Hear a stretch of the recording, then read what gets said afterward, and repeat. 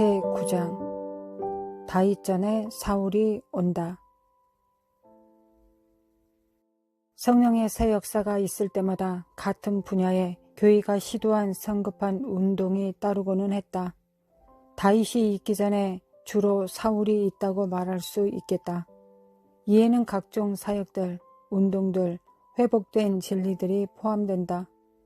복종, 제자 양성, 믿음과 여타의 진리를 놓고 일어나는 일들을 볼 때 우리는 이 같은 분야에 관해 주님이 바야흐로 말씀하시려는 때문임을 이해할 필요가 있다. 장차 주님은 현재 대부분의 교회가 이해하고 있는 정도 이상의 복종을 요구하실 것이다. 우리는 현 시점에서 정존해 볼 수 없을 만치 참된 제자의 길들을 필요로 하고 있다. 현재 우리가 알고 있는 것을 훨씬 넘어선 믿음이 장차 요구될 것이다. 우리는 어떤 이들이 이 같은 진리들을 극단으로 끌고 갔다고 해서 지나친 반응을 보이게 되어서는 안 된다.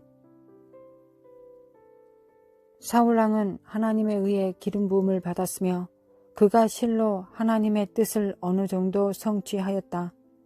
사울에게 헌신하며 따르던 이들의 상당수가 제때 사울을 실로 인정하였으며 그에게 가담하여 결국 존경받는 동업자들이 되었다. 사울이라고 할 수 있는 이에 몸담아 온 사람 중 많은 이들이 신앙의 현 한계점을 넘어서까지 밀고 나간 믿음과 용기의 사람들이었다. 그들의 역사는 곁길로 빠졌을 망정 우리가 하나님의 준비의 상징인 다윗이라고 부를 수 있는 일을 위해 길을 예비하는 데 도움이 됐다. 물론 이런 성급한 운동은 이스라엘 백성들이 사울과의 혼돈 뒤에 다른 왕을 받아들일 수 있기까지 수년이 걸렸던 것처럼 하나님의 제공하심을 인식하는 것을 오히려 더 어렵게 만들 수도 있다. 그러나 이것마저도 궁극적으로 하나님의 목적을 위하여 일할 것이다. 사울이 왕위에 오른 것은 이스라엘 백성들이 왕의 필요를 느꼈기 때문이다. 그들이 왕이 필요하다고 느끼기 시작한 까닭은 주님이 그들의 마음속에 그 필요성을 느끼게 하셨기 때문이었다. 주님은 그가 약속하셨던 왕, 유다 지파를 통해 올 자, 실로, 즉 예수가 오기까지 다스릴 자를 맞을 수 있도록 그들을 준비시키고 계셨다. 사무엘은 이스라엘로 하여금 이 왕을 맞을 준비를 하게 하고 그를 기름 부을 선지자로 세례 요한의 모형으로서 세움 받았다. 그러나 아브라함이 이삭을 기다릴 수 없었던 것과 똑같이 사울은 하나님이 세우신 왕이 아니었다. 이스라엘은 하나님이 세우시는 왕을 기다릴 수 없었다.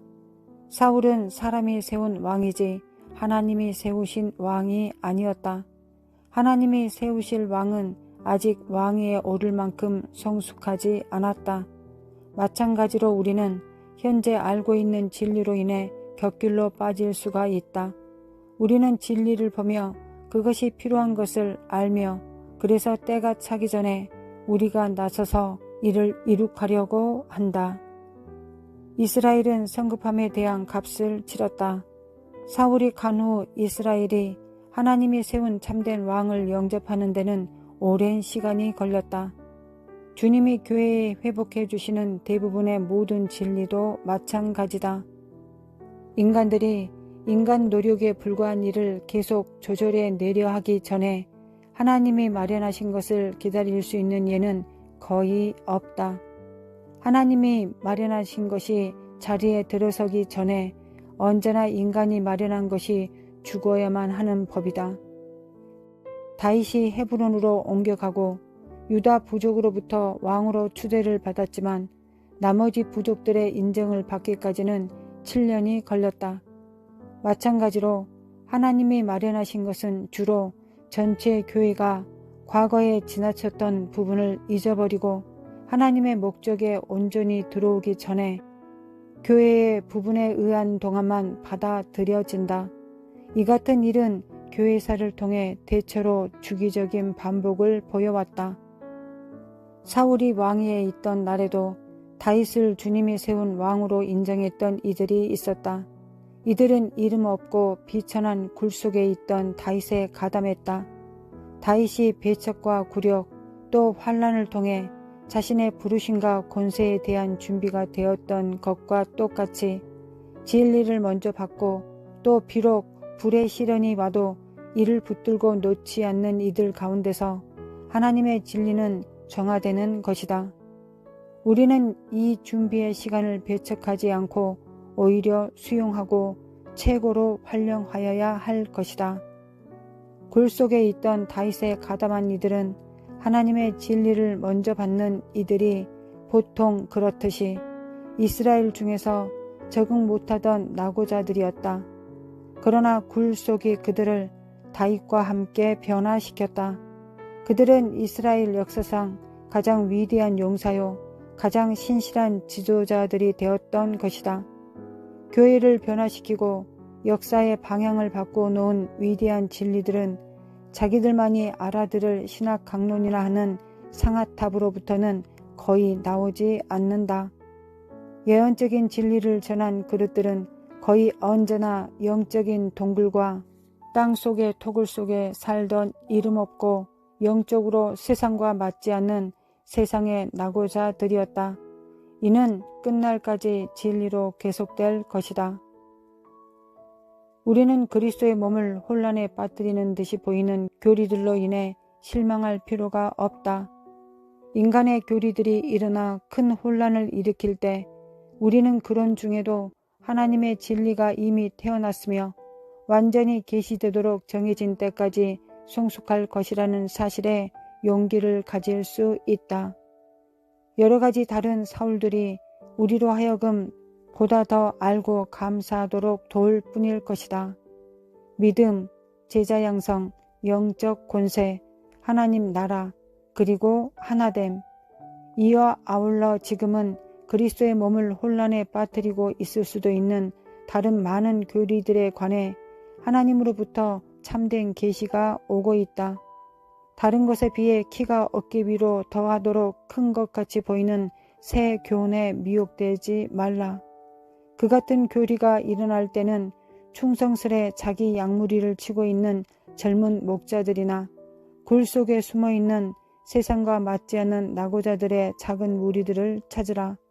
그곳이 우리가 보통 사울이 죽기까지 하나님의 제공하심을 발견하게 되는 곳이다. 왜 사울이 주님으로부터 왕으로 기름 부음을 받았는지 의아해하는 것은 자연스러운 일이다. 왜 주님은 사람들의 성급함에 타협을 하셨는가?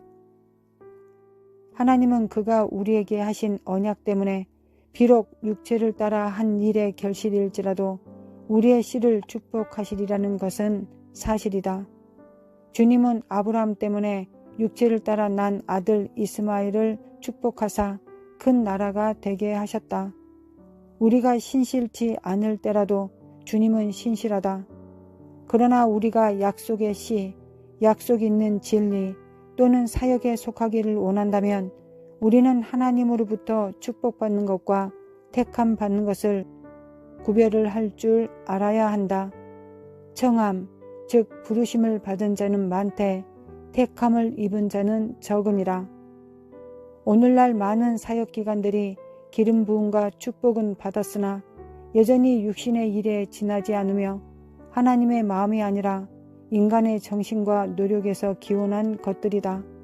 사울과도 같이 그들은 당분간 교회를 인도하도록 허락받았으나 곧 망각 속으로 사라져 버릴 것이다. 사울이 백성들의 찬미와 추종을 즐기는 동안 다윗은 저주받은 것으로 보였으며 이는 작정된 때까지 그렇게 되어 있는 것이다.